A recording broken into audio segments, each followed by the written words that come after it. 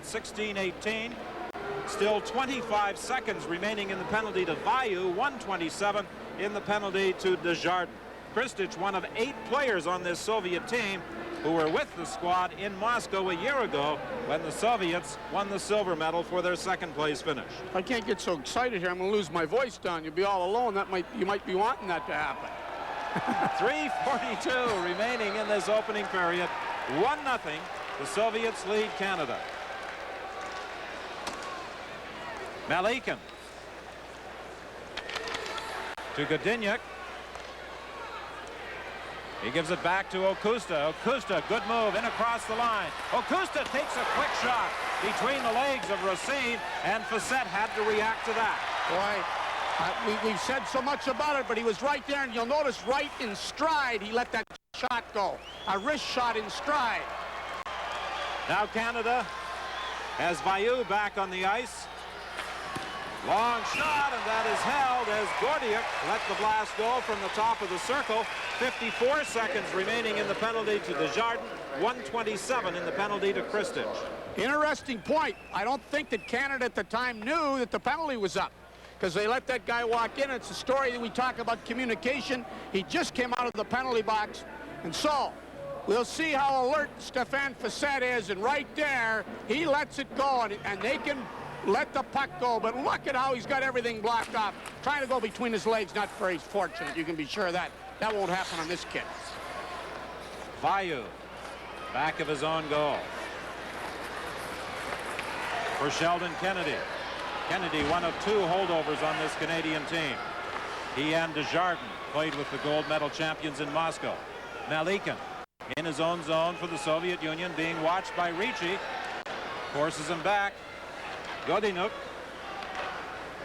gives it back to Malikin. Pass into the center ice area. He was looking for Bykovsky, and this is an icing call against Team Soviet. Well, they're going to play 4-a-side or 5-a-side with the goaltender for another 18 seconds, and then Canada's going to have a 33-second power play to maybe get something going. We saw Sheldon Kennedy now just come to the bench. I tell you, he's been a tower of strength. He's been that seasoned veteran. He plays with a great spirit. He's a credit to that Swift Current Bronco team that he plays for. In 18 seconds, Canada will have a manpower advantage.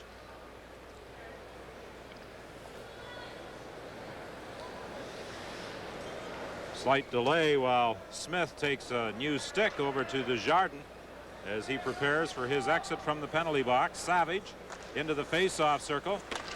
Fedorov wins the draw. Fedorov now back into the corner after it. Gets away from Leach. This big fella can fly as he comes in across the line. Fedorov tried to go around Lambert, and the Swift Current Bronco product took it away from him. Lambert ahead to Savage. Canada now with a man advantage as it's fired into the Soviet zone. Semeta tried to center it, but Bykovsky was there to poke it away from him, and they dump it down the ice. Going back after it is Foster. Foster almost lost it to Bure. Now Lambert gets it over to Foster. Foster having trouble with the speedy Bure, and Bure is all over Foster. Gets the puck, centers it, and it's knocked down in front. Lambert gets it ahead to Semeta. Semeta going wide as he comes in across the line. Tried to go back to the point, hit the Soviet player. The puck along the boards. Picked up in the corner, now to Shannon. Shannon back at the point. Smith dumps it into the corner. Racine coming out there at the point. A shot to score! As Castles picks the top corner.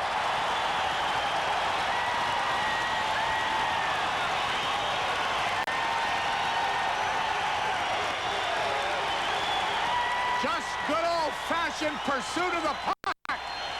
That's what you call it. Now Castles, get a look. Here comes out and picks the upper corner, and the goaltender didn't even know it was in. He went over his shoulder. He was looking for the other side. This Castles, who got the big goal last night, I've seen a lot of them. Matter of fact, I see so much of them, I see too much of them. But I'll tell you, he's a player. He knows the whole ice surface, and he'll play in these big games like that big goal he got. He's come alive when they want him, and it's a great goal. Wrist shot upstairs. It's 1-1, and what a time for it with 1:19 left. Well, they made a change back in the point. Racine coming out because they wanted to take advantage of his shot. Castles came walking out from the corner, got to the circle, saw that opening, and put it upstairs to tie it at 1.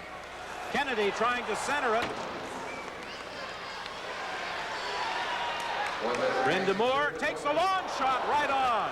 Ivashkin makes the save. They can't clear. Brind'Amour getting set. He's knocked off the puck by Ivanov. It goes back to the net. Canada trying to center it as Kennedy attempted to slide it out front. Ivashkin held it at the side of the net. If there were ever some good moments for this Canadian team in this whole tournament, Don, and we've watched most of it, we got to admit this, they've really played well here at spurts, especially this last minute and a half. Castle's second goal of the tournament at 18:41 with Ricci drawing the assist. You know what we're seeing some good, you know, they used to talk with all the hockey you covered on, we're seeing good wrist shots. Everybody say it would disappear. Some good, really good puck control and things that we've always talked about. Of course, at this kind of competition, you're going to. Racine, backhand shot in front of the net. McIntyre spun around and fired it high and wide. Ricci having problems in the corner with Udine. Still manages to control the puck, then lost it, and it's knocked out by the Soviets. Sidorov in across the line with Kristich. Kristich tried to go upstairs again. This time, he went over top of the net, and Canada breaks back. Ricci to McIntyre. McIntyre takes the shot, but Zubov got his stick on it to partially block it. And the reason for the whistle, the Soviet net knocked off its moorings with the play in the center ice area, and 8 seconds remaining in the period. The score tied at 1. Well, I'll tell you, we've seen some hockey. I'll tell you what, some up and down skating, the good old-fashioned stuff. You talk about entertainment here in this first period. We've talked so much about this great line of the Soviets. We've seen the Canadians move the puck well, handle the puck, get on the puck, and of course, what can you say about this guy here? I mean, Facette. I mean, whatever we've said, we haven't said enough, and we seem like we've been talking about him all the time. And I'm happy to see it. He wanted to be here. He's come in here, and if he doesn't make the All-Star team, well, hey, I've been watching the wrong hockey. Desjardins plays it ahead. Here's a shot by Leach. He scored!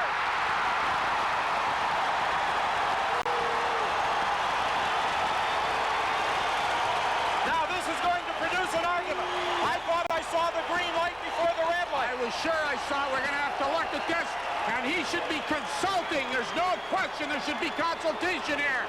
That's one of the things I was upset before. I thought I saw the green light before the red. Here we are back into a dispute, and who's on the ice again but the Soviets? We've got, he's ruled a no goal. There's no question he's ruled a no goal. But I'll tell you, we got to get a look at this, and I think you're right. Now, the shot that it's taken, a good shot inside the blue line. We take a look. The green light is definitely still on. There's no question about it. There's no red light. That green light is on. There's no question about that. The green light definitely was on before the red came on. There is that delay before the red light will come on once the green goes on to signal the end of the period.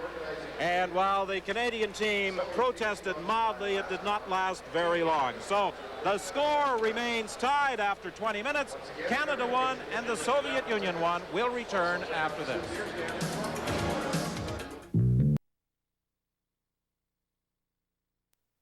Here at the Sullivan Arena has to be pleased with the way this Canadian team came on in the latter half of the period after the Soviets dominated the first 10 minutes. They outshot Team Canada 15-14 through 20 minutes of play. Well, just looking at the shots on net and the chances, if we all concede that the Soviets had the first 10 minutes, obviously Canada had to have the second 10 because it was obviously a pretty even game. Well, I think organizers of this tournament in Anchorage were a little disappointed with some of the crowds during the week, but they are certainly pleased with the full house that is watching this game between Canada and the Soviet Union, the wind-up to the 10 days of competition tonight. Bure trying to work his way in, taken off the puck by Vayu. They bump in the corner, and Murphy plays it around on the boards for Bryn Damour, who gets it out into the neutral zone. Fedorov, rink wide for McGillney. McGillney with a shot, he scores! Wow, there were 2 hits on that ice. One with that shot, and then he got decked by the defenseman with the shot, but it was quite a shot, I'll tell you that. He's getting himself up. He's had that bad knee, and we don't know if we can get a look at McGillney right there where it's, I don't know if he just had the wind knocked out of him and his knee is all right. But we'll see when he comes in. He's met straight up right here, and that is a terrific hit. But he's up again. Watch him come across there. What a terrific clean hit, but the puck went between his legs, and it's 2-1. He's done the rest of the team really isn't concerned about him right now. They're just happy to be ahead 2-1, Don. 2-1 is the score. McGillney letting the shot go just as he was decked by Rod Bryn Damour. He really flattened the star Soviet player. He was named the outstanding forward in last year's tournament, and he was a key figure on the Soviet team that won the gold medal at the Olympic Games in Calgary. They called him up for the Soviet national team for the Olympic Games after he played on the World Junior team in Moscow. So it's 2-1 for the Soviet Union. Udine unable to get it out. Jamie Leach trying to center it, and it's held at the side of the net by Ivashkin as Mike Ricci was there looking for that centering pass from Jamie Leach. It was interesting. McGillney was so highly discussed and talked about before the tournament, but he got hurt. Just like Jelena got hurt early, he got hurt. We really haven't seen him until today play like he's playing in this first period and the part of the second. I think he saves himself for the key games because he was hurt in the first game of the tournament. The word we got was that he had a broken ankle, a broken leg. He had ripped up his knee. There were a variety of reports. And wouldn't you know it, he shows up for the next Soviet game. Then he was injured in that game, had to be carried off the ice. It looked as though he wouldn't play again, but he is flying out there tonight for the Soviet Union. And that goal coming just 20 seconds into the period with Fedorov drawing the assist, and it's 2-1. The Soviets leading Canada. Jamie Leach trying to slide it ahead for Ricci, but Sidorov is there to intercept. In the center ice area, Semeta takes a hit from Kristich, manages to get the puck back over to Smith. Smith, an Edmonton Oiler draft choice. Dumping it in. Zubov plays it around on the boards for Kristich. He gets away from a check, in across the line, takes a shot, saved by Bissett. Loose puck in front of the net, Sidorov scores! That's some sloppy play and some sloppy clearing. And it'll be interesting to see emotionally. We talk about playing this game with some emotion, but what that can do to you when you get a goal scored on you after 20 seconds. Plenty of time here now. The puck is bouncing around. We're not clearing the puck. Bingo, he gets it, and he's got that open side. You know, you just can't possibly give that good of a scoring chance to specifically any team, namely the Soviets. Watch them walk in there and right along the ice again, and in, and it's 3-1. And in a minute and 33 seconds from a 1-1 tie, we see a 3-1 game. So Andrei Sidorov with the second goal in the early stages of this second period for a 3-1 Soviet lead. Now it's Canada with Reggie Savage working towards the net, being watched there by Ivanov. Gets it to Lambert, who is in deep. The Soviets play it around the other side and out. Foster goes back after it, unable to clear. Okusta looking in front, there's nobody there. Lambert starts back for Canada.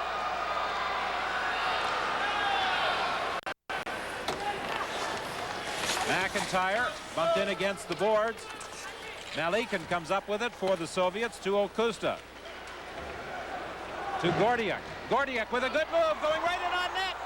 And Facette comes up with the puck with 17:44 remaining in the second.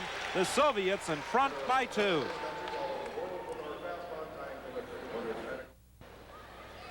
The face-off to the right of Facette, back at the line. Sorokin into the corner to McGillney. He scored after just 20 seconds, and then Sidorov scored 73 seconds later. McGillney back of the net, tried to center it. Fedorov at the side of the net is knocked off the puck as Facette jams it against the mesh, and there'll be another face-off in the Canadian zone. Well, the Soviets, as they did to start the game, have come out flying to start this second period. Well, obviously they've shown the old story. You give them an inch and they're going to take advantage of it. I mean, this line in place that they wanted, that Tikhonov wanted for the Red Army team, for the number, like these 3 guys are NHL players typically. You can't give them any room. Crowd, of course, favoring the Canadian team. Many of the spectators, former Canadians who now live in Anchorage.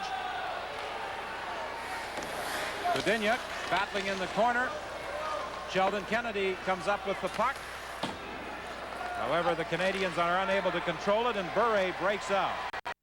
Bure crossing with McGillney, dumps it into the Canadian zone. Back after it is Murphy. Round on the other side to Racine, to Bryn Damour, to Sheldon Kennedy. And it's brought in offside by Murphy after Kennedy had initially moved it in across the Soviet blue line. 16:52 remaining in the period, Brian. All right, Don, coming up in our second intermission, we will talk with Alexander Mogilny, and we will talk about the rivalry. We'll have a report on the Canadian-Soviet rivalry over the years. Bob McKenzie from the Hockey News will join us, and we'll talk with 17-year-old Mike Ricci of the Peterborough Petes. Udine in his own zone, trying to move it along the boards. He's dumped. The puck goes back to the net to Zubov.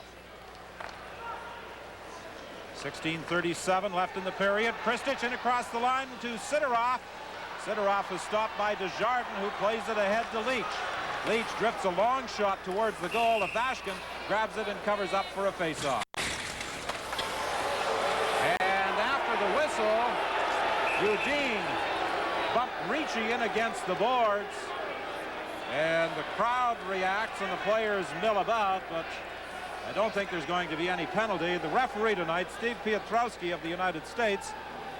Well, he's certainly going to let a little bit more get by than we'd normally see from a European referee and so forth because of his experience. You're going to see Ricci go over to the corner because he went after the puck before the whistle and gets a little bit of a shot right there.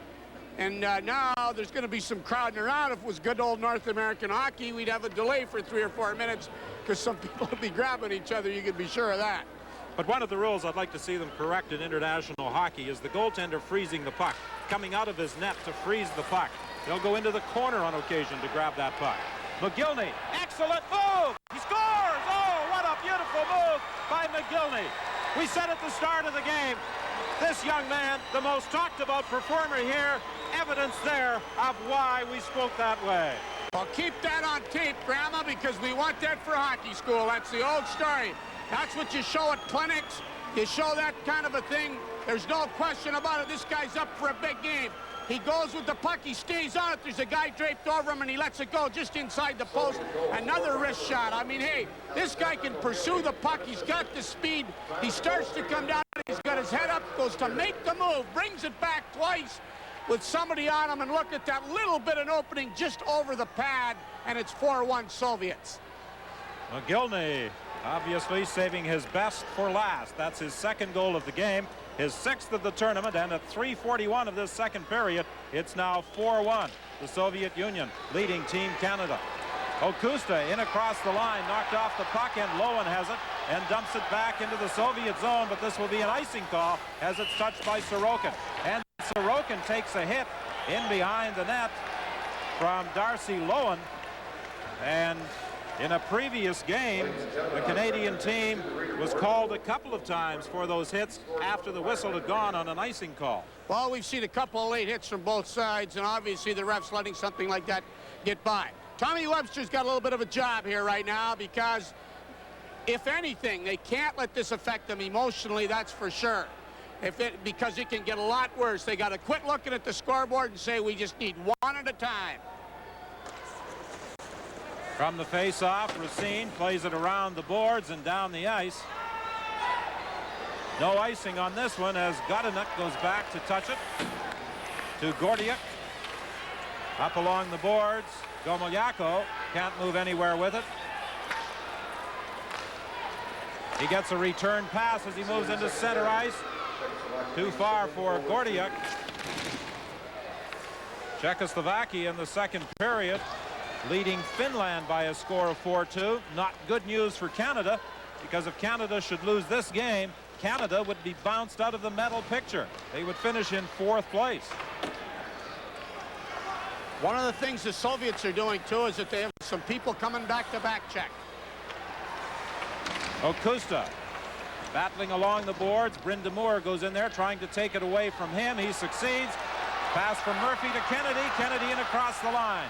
A drop pass, and Brind'Amour overskated it. Back comes the Soviet Union. Bure. He has Udine in across the line, and Okusta was offside. Well, they're a little upset with themselves, you can be sure, too. When you got a 3-on-1 and you have an offside, they can't be happy about that, the Soviets. As a matter of fact, they'll be screaming at each other. I don't care if you're ahead 4-1 or not. Well, we talked about Czechoslovakia and Finland. 4-2, the Czechs lead. And if they win and Canada loses, the Czechs will get the 3rd place bronze medal behind the Soviet Union with the gold, Sweden with the silver, and Canada will be relegated to 4th place. So this game for Canada, if that Czechoslovakia-Finland score holds, is the difference between a silver or a 4th place finish. So needless to say, it's very important to both teams. And of course it would affect Canada's seeding for next year as well when the tournament is held in Helsinki. This year Canada got a break by playing the weaker teams in the tournament early.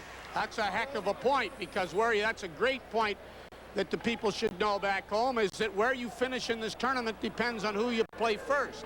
And it gives you a little bit of knowing that we don't get very much time to get together. You know, you get to warm up against certain teams.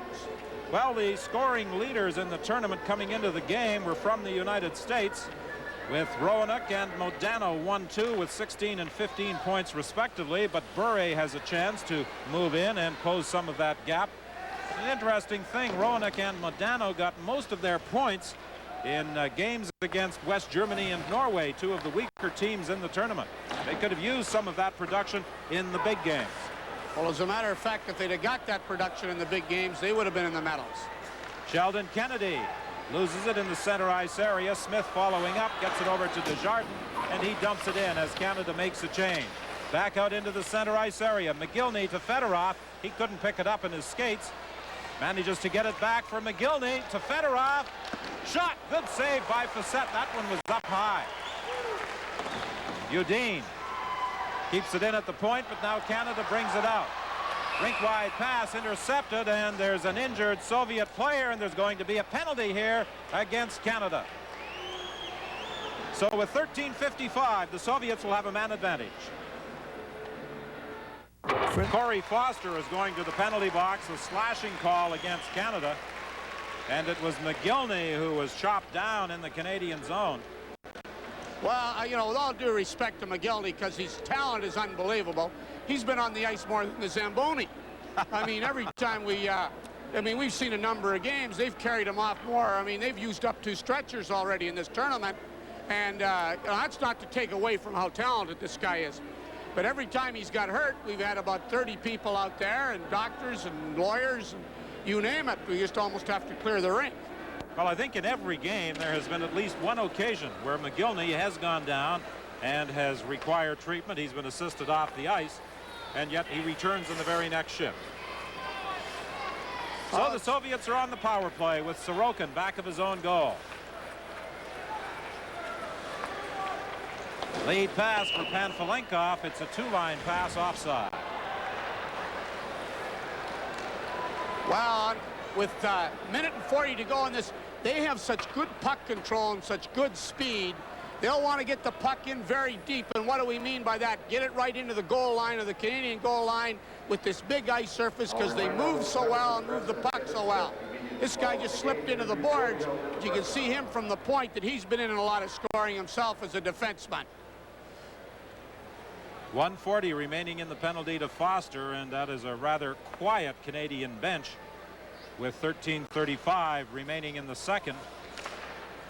Long shot right on. Ashkin makes the save. It looked in the dying seconds of the period as though Canada was going to take a lead, but the goal was correctly waved off as the green light had definitely come on before the puck went into the net. Panfilenkov back to the line to Sorokin. To Panfilenkov at the side of the net. Kristich looking for Panfilenkov, and it was broken up by Racine. Now Racine in the corner trying to clear, having problems there with Kristich. He comes up with the puck to Sorokin. He fakes the shot. Now Sorokin is all set to tee it up again, but the Canadian net is knocked off its moorings by Panfilenkov. Well, the Canadians are getting another penalty on interference. We're going to see right here where the referee jumps on it and calls interference. Now, watch the Russian player try to go to the net, and now the Canadian takes him out. Calls it interference.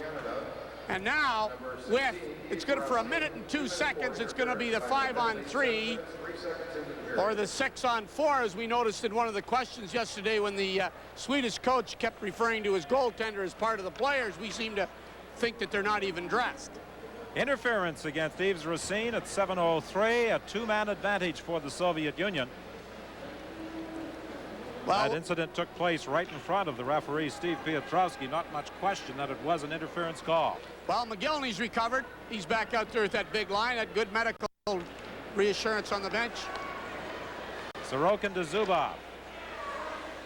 Bure back to Zubov.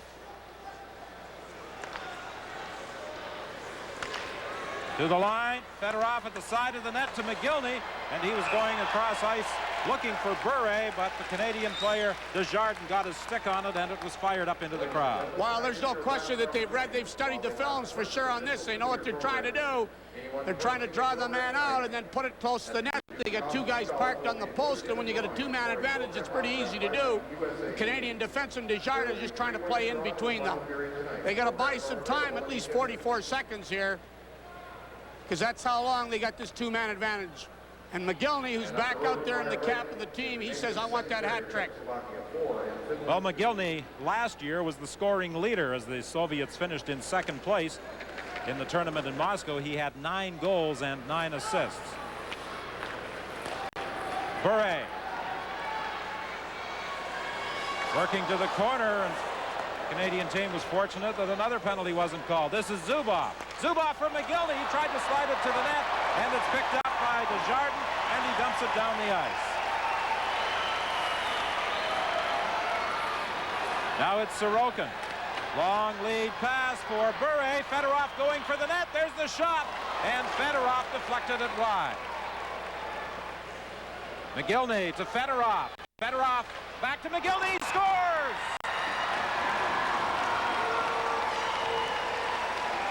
The give and go. McGillney to Fedorov. He returned it, and the team captain has the hat trick.